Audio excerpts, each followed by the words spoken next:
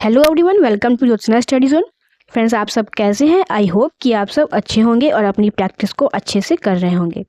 तो फ्रेंड्स, जैसा कि आपको पता है कि अब हमारे एग्ज़ाम में नेट के बस कुछ ही दिन बाकी हैं और इसकी सिटी इंटीमेशन आज वेबसाइट पर आ गए हैं। इसे आप चेक कर सकते हैं। इसका लिंक मैंने टेलीग्राम पर शेयर कर दिया है और व्हाट्सएप चैनल पर भी शेयर कर दिया है, तो उसको आप वहाँ से चेक कर सकते हैं।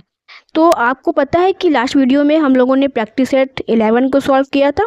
आज के सेशन में हम प्रैक्टिस सेट 12 को सॉल्व करेंगे और ये जो प्रैक्टिस सेट है ये नेट के साथ साथ BPSC 4.0, NVS, EMRS, KVS etcetera examination के लिए भी इम्पॉर्टेंट है। तो चलिए हम स्टार्ट करते हैं अपने आज के सेशन को। और स्टार्ट करने से पहले अगर आप चैनल पर नए हैं तो प्लीज़ चैनल को सब्सक्राइब कर दीजिए और बेल आइकन को प्रेस कर दीजिए, जिससे कि चैनल पर आने वाली सभी वीडियोस और इन्फॉर्मेशन सबसे पहले आपको मिले। और इसके साथ ही साथ आप ज्योत्सना स्टडी जोन के व्हाट्सएप चैनल, इंस्टाग्राम चैनल और टेलीग्राम चैनल से भी जुड़ सकते हैं। तो चलिए हम बिना टाइम वेस्ट किए स्टार्ट करते हैं अपने आज के सेशन को और देखते हैं प्रैक्टिस सेट 12 को। तो प्रैक्टिस सेट 11 में हम लोगों ने 165 तक के क्वेश्चन को सॉल्व कर लिया था। आज के सेशन में हम 166 से स्टार्ट करेंगे, जो कि आज के सेशन का हमारा पहला क्वेश्चन होगा। तो क्वेश्चन है, पाश्चात्य संगीत की सिंपल क्वाड्रुपल ताल किस हिंदुस्तानी ताल के समान है? एक ताल, त्रिताल, झप ताल या झुमरा ताल? इस क्वेश्चन का राइट आंसर हो जाएगा ऑप्शन बी, त्रिताल। चलिए हम इसको देख लेते हैं। पाश्चात्य संगीत की सिंपल क्वाड्रुपल ताल हिंदुस्तानी त्रिताल के समान है। प्रत्येक बार में जब 4-4 स्वर होते हैं तो उसे क्वाड्रुपल कहा जाता है। तो इस प्रकार से इस क्वेश्चन का राइट आंसर ऑप्शन बी हो जाएगा, त्रिताल। नेक्स्ट क्वेश्चन है, निम्नलिखित में कौन सी जोड़ी सही नहीं है? यहाँ पर आप ध्यान रखिए, यहाँ पर नहीं पूछा, इसको आप लोग को ध्यान रखना है। ग्वालियर बालकृष्ण बुआ, दिल्ली रोशन आरा बेगम, जयपुर मल्लिका अर्जुन मंसूर या आगरा विलायत हुसैन? तो इस क्वेश्चन का जो राइट आंसर हो रहा है वो ऑप्शन बी हो रहा है। ये आप लोग बी कर लीजिए, बी, ऑप्शन बी हो रहा है ये, दिल्ली और रोशन आरा बेगम। ये जोड़ी जो है सही नहीं है। बाकी ग्वालियर, जयपुर और आगरा ये तीनों ही जो है राइट हैं।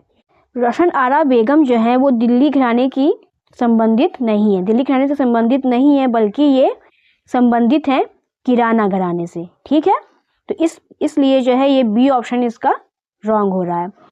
तो किराना घराने के जो अन्य कलाकार हैं वो इस प्रकार हैं, उस्ताद अब्दुल करीम खां, सवाई गंधर्व, सुरेश बाबू, गंगूबाई हंगल, उस्ताद रजब अली, उस्ताद आमिर खां, हीराबाई बड़ौदकर और पंडित भीमसेन जोशी जो है इस घराने के मुख्य कलाकार हैं। तो इस प्रकार से इस क्वेश्चन का राइट आंसर ऑप्शन बी हो जाएगा, दिल्ली और रोशन आरा बेगम ये दोनों ही जोड़ी सही नहीं है। नेक्स्ट क्वेश्चन, हिंदुस्तानी संगीत में काफी थाट जन्य रागों को कितने रागांगों के अंतर्गत विभाजित किया गया है? 4, 3, 5 या 2? इसका राइट आंसर ऑप्शन सी हो जाएगा, 5। तो इसका राइट आंसर ऑप्शन सी हो जाएगा। हिंदुस्तानी संगीत में काफी थाट जन्य रागों को 5 रागांगों, देख लीजिए, 5 रागांगों के अंतर्गत विभाजित किया गया है। रागांग राग वर्गीकरण को जनक नारायण मोरेश्वर खरे जी को माना जाता है। रागांग का अर्थ होता है ऐसा स्वर समूह जो किसी राग को विशेषता प्रदान करता है, वह रागांग कहलाता है। और रागांगों की संख्या 30 मानी गई है। तो इस प्रकार से इस क्वेश्चन का राइट आंसर ऑप्शन सी हो जाएगा, 5। नेक्स्ट क्वेश्चन, निम्नलिखित में तोड़ी ठाट के राग कौन से हैं? बिलास खानी तोड़ी, गुर्जरी तोड़ी, मियाँ की तोड़ी या भोपाल तोड़ी?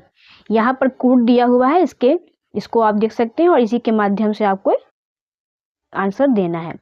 ए B D, B C D, A D या बी सी? तो इसका जो राइट आंसर हो रहा है वो हो रहा है ऑप्शन डी, ऑप्शन डी इसका राइट आंसर हो रहा है। तोड़ी थाट के राग जो हैं वो गुर्जरी तोड़ी और मियाँ की तोड़ी है, तो इसलिए इसका राइट आंसर ऑप्शन डी हो जाएगा, बी और सी। मियाँ की तोड़ी और गुर्जरी तोड़ी दोनों ही राग जो है तोड़ी थाट के राग हैं। गुर्जरी जो है वो तोड़ी थाट का राग है। इसकी जाति शाडव शाडव होता है। इसका वादी स्वर जो है कोमल धैवत और संवादी स्वर कोमल ऋषभ होता है। इसके आरोह और अवरोह में पा स्वर वर्जित होता है और इसके न्यास के स्वर कोमल धा और कोमल रे होते हैं। इसके अगर गायन समय की बात करें तो दिन का जो दूसरा प्रहर होता है वो इसका गायन समय होता है। इसका संप्रकृति राग तोड़ी होता है। तो इस प्रकार से इस क्वेश्चन का राइट आंसर ऑप्शन डी हो जाएगा, बी और सी। नेक्स्ट क्वेश्चन है, अपार स्थायी संचार से क्या अभिप्राय है? स्थायी तथा अंतरा, प्रतिध्वनि, देशी संगीत या गायक का गुण। इसमें आपको बताना है ये जो शब्द है अपार स्थायी संचार, तो इस शब्द से क्या अभिप्राय है? तो इसका राइट आंसर हो जाएगा ऑप्शन डी, गायक का गुण। ये जो अपार स्थायी संचार है इसका अभिप्राय होता है गायक का गुण, तो डी ऑप्शन राइट हो जाएगा। नेक्स्ट क्वेश्चन है, निम्न में से कौन सा राग बिलावल थाट से है? केदार, बिहाग, भोपाली या रामकली। तो इसका आंसर तो आप सभी को पता होगा कि इसका राइट आंसर है ऑप्शन बी, बिहाग। बिहाग राग जो है वो बिलावल थाट का राग होता है। बिहाग राग बिलावल थाट का राग होता है। इसकी जाति जो है औरव संपूर्ण होती है और वादी स्वर गंधार होता है, संवादी स्वर निषाद होता है। न्यास के स्वर इसका ग पानी यानी गंधार पंचम और निषाद होता है। गायन समय रात्रि का दूसरा प्रहर होता है। तो इस प्रकार से इस क्वेश्चन का राइट आंसर ऑप्शन बी हो जाएगा, बिहाग। नेक्स्ट क्वेश्चन है, मत्त कोकिला वीणा में तारों की संख्या कितनी थी? ये संख्या है, इसको ध्यान रखिएगा। संख्या, ठीक है। तो मत्त कोकिला वीणा में तारों की संख्या कितनी थी? 7, 9, 20 या 21। इस क्वेश्चन का राइट आंसर हो जाएगा ऑप्शन डी, 21। मत्त कोकिला में तारों की संख्या 21 होती है। मत्त कोकिला वीणा में तारों की संख्या 21 मानी गई है। मत्त कोकिला वीणा का सर्वप्रथम उल्लेख जो है संगीत रत्नाकर में प्राप्त होता है। इस वीणा को महती वीणा के नाम से भी जाना जाता है। इस प्रकार इस वीणा में 21 तंत्रियां होती थी तथा नकुल में तंत्री और चित्रा एवं विपंची, ये विपंडी नहीं है, विपंची है, इसको ध्यान रखिएगा, वीणाओं में इसका मुख्य स्थान था। तो इस प्रकार से इस क्वेश्चन का राइट आंसर ऑप्शन डी हो जाएगा, 21। आई होप कि आपको क्वेश्चन समझ में आ रहे होंगे। अगर आपको वीडियो अच्छी लग रही हो तो प्लीज़ वीडियो को एक लाइक जरूर से कर दीजिएगा और इसे अपने दोस्तों में शेयर कर दीजिएगा जिससे कि वो भी इस वीडियो का बेनिफिट ले सकें। नेक्स्ट क्वेश्चन है, मियाँ अचपल किस घराने के संस्थापक माने जाते हैं? दिल्ली घराना, जयपुर घराना, भिंडी बाजार घराना या मेवाती घराना। ये मेवाती घराना है, ठीक है। तो मियाँ अचपल जो है वो दिल्ली घराने के संस्थापक माने जाते हैं। इस क्वेश्चन का राइट आंसर ऑप्शन ए हो जाएगा, दिल्ली घराना। मियाँ अचपल को दिल्ली घराने का संस्थापक माना जाता है। मियाँ अचपल का उपनाम जो है वो गुलाम हुसैन माना जाता है। इसका विकास मुगल दरबार में हुआ। दिल्ली घराने का संबंध मुख्य रूप से सारंगियों से होने के कारण इसमें सूत, मीड, गमक, लहक आदि का काम विशेष रूप से विलंबित लय में होता है। दिल्ली घराने के कलाकारों की अगर हम बात करें तो इनके कलाकारों में उस्ताद चांद खां, उस्ताद उस्मान खां, संगीत खां, बुंदू खां, नसीर अहमद, जहूर अहमद, सम्मन खां, मम्मन खां आदि जो है प्रसिद्ध हैं। तो इस प्रकार इस क्वेश्चन का जो राइट आंसर हो जाएगा वो ऑप्शन ए हो जाएगा, दिल्ली घराना। नेक्स्ट क्वेश्चन है, फ़कीर उल्लाह द्वारा लिखित राग दर्पण किस ग्रंथ का फारसी अनुवाद है? मान कौतूहल, राग तरंगिनी, बृहदेशी या राग विबोध। तो इसका राइट आंसर जो हो जाएगा वो ऑप्शन ए हो जाएगा, मान कौतूहल। फ़कीर उल्लाह द्वारा लिखित राग दर्पण ग्रंथ का फारसी अनुवाद जो है वो मान कौतूहल को माना जाता है। मान कौतूहल ग्रंथ की रचना मान सिंह तोमर ने की थी। इस ग्रंथ में अनेक रागों को लिपिबद्ध करके लिखा गया है। इसमें ध्रुपद गीतों का प्रचार भी राजा मान सिंह तोमर जी ने किया हुआ है तथा प्राचीन शास्त्रीय परंपरा को भी इन्होंने नष्ट नहीं होने दिया है। तो इस प्रकार से इस क्वेश्चन का राइट आंसर ऑप्शन ए हो जाएगा, मान कौतूहल। नेक्स्ट क्वेश्चन है, नगमत ए आसफी मूल ग्रंथ किस भाषा में लिखा गया है?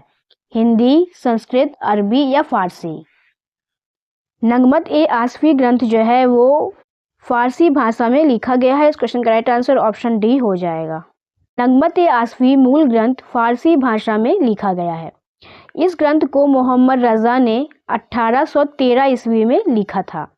इन्होंने पूर्व प्रचलित राग रागनी पद्धति का संशोधन करके अपना एक नवीन मत चलाया, जिसमें 6 राग की 36 रागनियां मानकर उनका नए ढंग से विभाजन किया।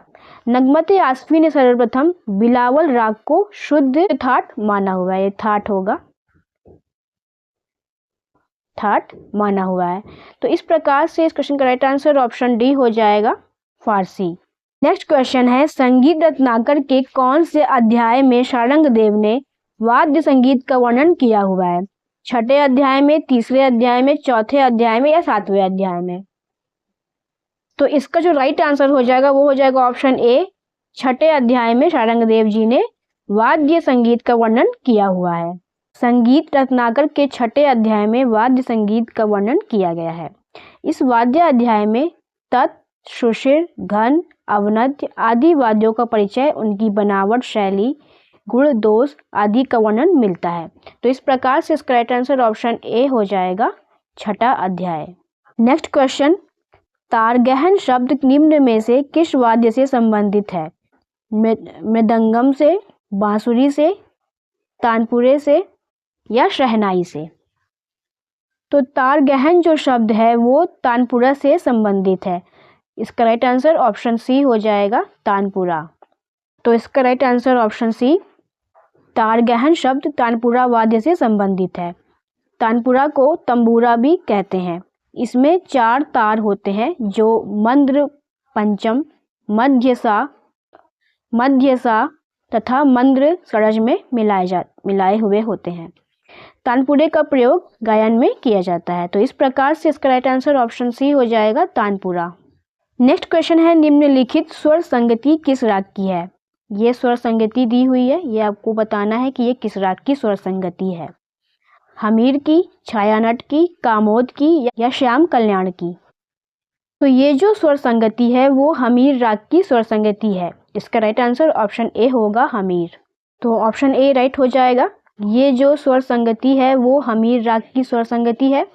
हमीर राग जो है कल्याण ठाट का राग होता है। इसकी जाति संपूर्ण होती है। वादी स्वर धैवत होता है, संवादी स्वर गंधार होता है। इसके न्यास के स्वर जो है सलज, गंधार व धैवत होते हैं और गायन समय रात्रि का प्रथम प्रहर होता है। इस राग का संप्रकृति राग जो है कामोद केदार है। तो इस प्रकार से इसका राइट आंसर ऑप्शन ए हो जाएगा, हमीर। आज का सेकंड लास्ट क्वेश्चन है, इसमें आपको सही कूट को चुनना है। यहाँ अभिकथन दिया है, यहाँ कारण दिया है। तो चलिए इसको हम देखते हैं। अभिकथन क्या है? जय जयवंती परमेल प्रवेशक राग के रूप में माना जाता है और इसका कारण दिया हुआ है, जय जयवंती सभी ऋतुओं में गाया अथवा बजाया जा सकता है।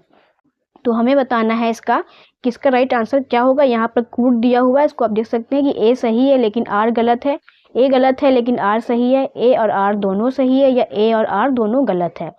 तो अगर हम अभिकथन देखें कि जय जयवंती परमेल प्रवेशक राग के रूप में माना जाता है, तो जी हाँ, ये बिल्कुल सही है कि जय जयवंती को परमेल प्रवेशक राग के रूप में माना जाता है। इसका जो कारण है कि जय जयवंती सभी ऋतुओं में गाया अथवा बजाया जा सकता है, तो ये बात गलत है कि इसको सभी ऋतुओं में गाया अथवा बजाया नहीं जा सकता है। तो इसलिए इसका राइट आंसर ऑप्शन ए हो जाएगा कि ए सही है लेकिन आर गलत है। तो ऑप्शन ए इसका राइट आंसर हो जाएगा।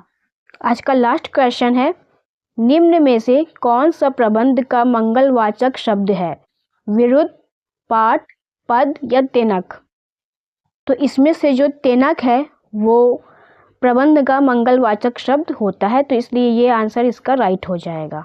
तो ऑप्शन डी इसका राइट आंसर हो जाएगा कि जो तेनक शब्द, तेनक प्रबंध का मंगलवाचक शब्द होता है। प्राचीन समय में प्रबंध के 6 अंग माने जाते हैं। कौन कौन से? स्वर, विरुद्ध, पद, तेनक, पाठ और ताल। तो स्वर के बारे में अगर हम बात करें तो स्वर के बिना प्रबंध नहीं गाया जा सकता है, अतः स्वर का स्थान इसमें प्रमुख होता है। और विरुद्ध में जो है इसमें नायक की स्तुति के लिए प्रयुक्त होते थे। इसमें जो स्वर हैं वो नायक की स्तुति के लिए प्रयुक्त होते थे और इसमें भगवान की स्तुति या राजा की स्तुति के लिए शब्द प्रयोग होते थे। पद, इसमें नायक के गुणों की चर्चा की जाती थी, उसकी वीरता, दया, दान आदि गुणों का वर्णन किया जाता था। तिनक में जो है इसमें ओम, त, सत्र, हरि, ब्रह्मा आदि शुभ शब्दों का तथा वाक्यों का प्रयोग किया जाता था। पाठ में इसमें ताल वाद्यों पर बजने वाले वर्ण समूह के बारे में जानकारी प्राप्त होती थी हमें कि पाठ जो है वो वाद्यों पर बजने वाले समूह से संबंधित है। ताल की अगर हम बात करें तो इसमें प्रत्येक प्रबंध ताल से बद्ध रहता था, पर तालें जो होती थी वो अलग अलग या एक सी होती थी। तो इस प्रकार से इसका राइट आंसर जो हो रहा है वो ऑप्शन डी हो रहा है, तेनक। ठीक है, तो फ्रेंड्स ये आज का लास्ट क्वेश्चन था आज के सेशन का। आपको ये सेशन कैसा लगा कमेंट में ज़रूर से बताइएगा, और अगर कोई प्रॉब्लम हो रही हो, कोई मिस्टेक हो गई हो तो प्लीज़ कमेंट बॉक्स में उसको मेंशन ज़रूर से कीजिएगा। मैं नेक्स्ट वीडियो में उसको ठीक करने की कोशिश करूँगी। इसके अलावा अगर अभी तक चैनल को सब्सक्राइब नहीं किया हो तो प्लीज़ चैनल को सब्सक्राइब कर दीजिए और इसे अपने दोस्तों में शेयर कर दीजिए, जिससे कि वो भी इसका बेनिफिट ले सकें। तो चलिए फ्रेंड्स, हम मिलते हैं नेक्स्ट वीडियो में प्रैक्टिस सेट 13 के साथ। तब तक के लिए अपनी प्रैक्टिस को कंटिन्यू करिए, क्योंकि अब बहुत ही कम समय रह गया है। जितना ज़्यादा आप प्रैक्टिस करेंगे उतना ही आपकी जो प्रतिभा है वो निखर कर सामने आएगी। तो चैनल पर जो है प्लेलिस्ट में सारे टॉपिक से रिलेटेड वीडियोस अवेलेबल हैं, आप वहां पर उसे चेकआउट कर सकते हैं और उसकी प्रैक्टिस कर सकते हैं। तो चलिए फ्रेंड्स, हम मिलते हैं नेक्स्ट वीडियो में। Thank you.